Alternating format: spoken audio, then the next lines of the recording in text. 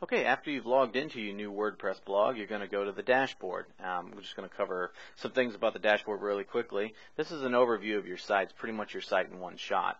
As you develop your blog, you'll see different things on here that will start to change over time. A couple of things about the dashboard. Clearly this up here is a link to your actual blog if you wanted to go and take a look at it. And over here on your left is your navigation. You're going to find that, and this should be a pretty standard for a lot of people. Also, a little thing about the navigation along the side is that if you'll notice in between where each of these navigation bars break, your icon will change, your mouse icon. If you click on that, that'll actually compact your navigation on the side so you can save yourself a little bit more screen room if you have a limited screen. So you want to really try and maximize your real estate. Your stuff will come out, you just hover over it, and it'll all just come out here on the side instead. So it might save you a little bit of room. And you can click back in and it'll restore itself. Up here at the top, you'll have these things that it's commonly used things that you may want to do real quick that you don't want to necessarily have to navigate to along the menu, or if you're somewhere else you don't want to have to try and find your way back to it. New posts, new pages, you upload media into your media library such as photos and other things, and then also your comments section. So that's a quick thing. This right here, the right now, basically shows exactly what your blog is about. Tell you how many categories, pages, posts, tags, and how many comments you have, including the ones that are visible, the ones that you need to moderate in case they're spam, and the ones that have been flagged as spam. Also, it shows your theme, how many widgets you're using, and what type of WordPress you're using.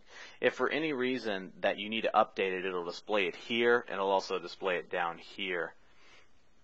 You can change your theme by clicking on this button very quickly. So, recent comments, if you have a comment that you may feel that you want to comment back on, or maybe maybe it shows that maybe it might be something that's spam, you'll see some of the recent comments here with also a quick menu that pops down that you can do right there from the dashboard. If you say, well, that's actually a spam comment, I want to spam it, or maybe even just want to delete it. Plugins, this is from WordPress itself. It's actually feeding to you directly. It's showing you kind of new plugins, popular plugins, recently updated ones. So in case it's something that you might be interested in, it kind of keeps you in the loop about what's going on in the plugins.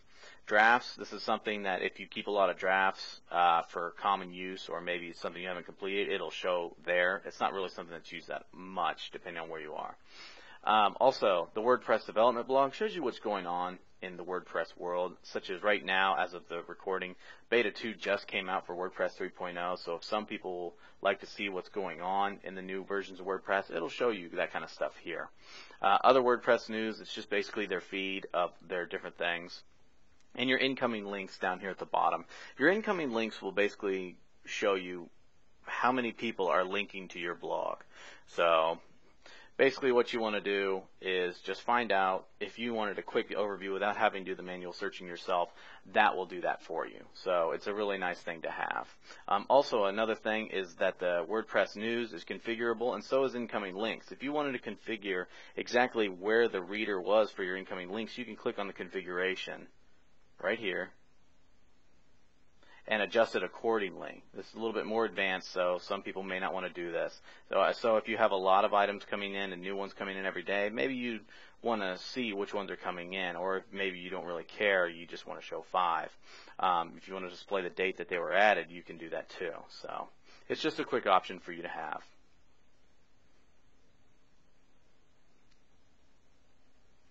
Same thing for the other WordPress news, you can configure it. And the best part about other WordPress news is that this is actually a feed reader. So if you have something maybe in your industry that you want to use, you can actually put anything you want in here, any feed at all. So if you wanted to feed from your favorite blog or your top digs or your stumble upon, you can put any feed in there. It just says WordPress news for now. So if you want to, that's just a quick feed reader for you to use at your disposal. It's not just WordPress news. Another handy feature about the dashboard that a lot of people don't really know about is the screen options and help sections. These are actually everywhere, and they're configurable across a multitude of pages, so they kind of change depending on what page you're on. But where it has some of the most robust options is on the dashboard. So if you click this, a drop-down will come up, and you can basically show what you do or do not want to see every time you log in. Other WordPress news, the development blog, your drafts, that kind of stuff you don't really care about, so it doesn't really matter and you don't need to use it. The plugins, and you can make all that go away. Also, if you have a lot of dashboard widgets, a lot of plugins might start to display them after a while, and so it's kind of making it crowded. You can adjust how many columns your dashboard is showing, and that'll automatically update, and you can switch things around on the fly. So I want that right there, my recent comments on the right, and that can help you organize it in a different way. Let's say if you have a lot of widgets. So that's another thing that you can do with the screen options. One last thing I didn't mention was the quick press. Quick press basically allows you to, if you have a quick thought or something that you just really need to get down really fast, you can put that in the quick press area. It does not have a rich text editor like the regular posting does, so remember that. So this is usually very plain text content that you're going to be putting in the quick press area. So that pretty much does it for the dashboard, and we'll see you in the next video.